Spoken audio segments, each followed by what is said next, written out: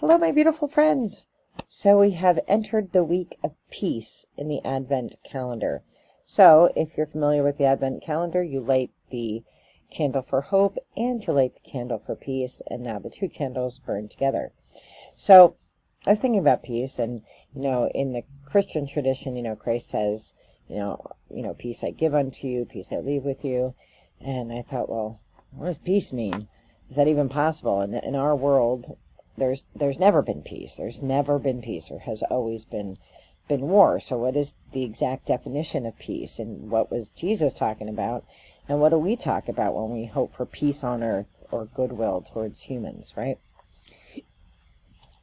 So I looked it up, and there are a lot of definitions. Freedom from disturbance, a state of where there is no war in the world, so tying that definition to war specifically. Stress-free state of security, calmness, when there is no threat of war. Everyone, everything coexisting in perfect harmony and freedom. Solid, enduring relationships of harmonious living together based on respect, serenity, cordiality, and mutual understanding.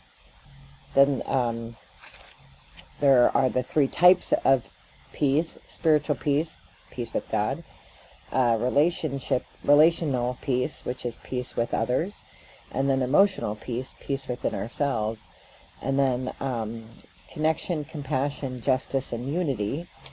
And then there were some different quotes, Christian quotes, from Philippians and from Hebrews. So I was thinking about all of those definitions of peace, and then thinking about people who may not be Christian and what maybe other world traditions or religious traditions think about peace. And is it something we're free to or free from? Is it, can there even be peace on earth? Is that even possible? And I think a lot of people would say no, because there's always been war. Since, the first human wanted something somebody else had, there has been, discord, and there has been argument. So where is the hope in that, right? Where is the hope in having a peaceful world? Peace on earth, goodwill. The song is goodwill to men, but goodwill to humans.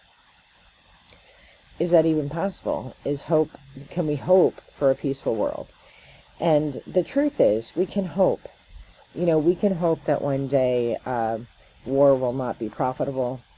We can hope for a world where injustices aren't an everyday occurrence. We can hope for a world where people can live among each other and coexist with respect and unity, and and flourish together with differing opinions. And a lot of that is really what this channel is about. Christians over the course of Christian history have not been kind to other world traditions, other faith practices, other belief systems. And so I'm hoping that, through this channel, that folks will see there is at least one Christian, and I know there are many others because I'm friends with them, who are open-minded and who don't need to convert anybody. The job isn't to convert anybody. The job is to light the path that I'm on for myself and help others on their path, whatever that path may be, whether it's, a Christian path or a Jewish path or a Wiccan path or a pagan path or an agnostic or atheist path. The goal is peace, living in harmony with one another. And just like when we talked about hope begins with lighting our candle and holding our candle.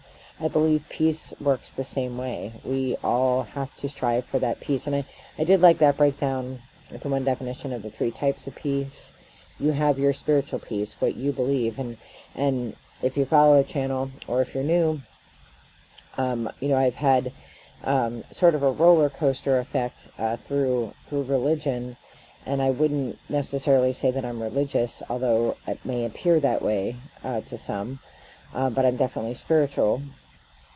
But I've always been at peace with what I believe at the core, I've been less at peace with sort of the human elements of religion and spirituality over the years. But I'm in a good place now of what, what I will accept and what I let go and leave for others.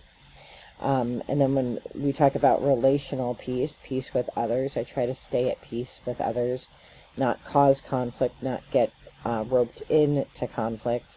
And sometimes that's hard because sometimes it involves family or friends that love drama and nonsense, and I sniff it and I walk away. Most times it's it's people who don't who don't speak to you directly about whatever problem it is they have with you or about you. They'll talk to everyone else but you.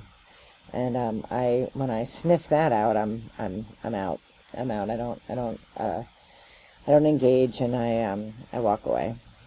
Let them be the heroes. Let them be right. I don't need to be right.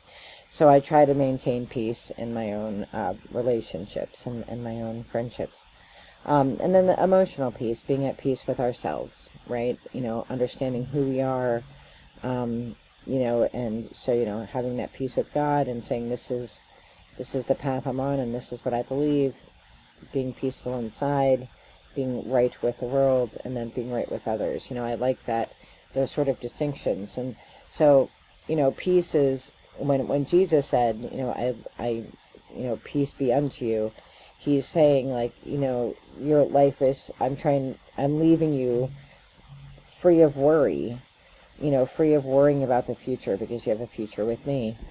And, if I leave your house and I say, peace be unto you, I'm hoping, and I'm hoping that, your heat will stay on, you'll have food, you'll have shelter, and that you'll be free of worry and free of fear of the future.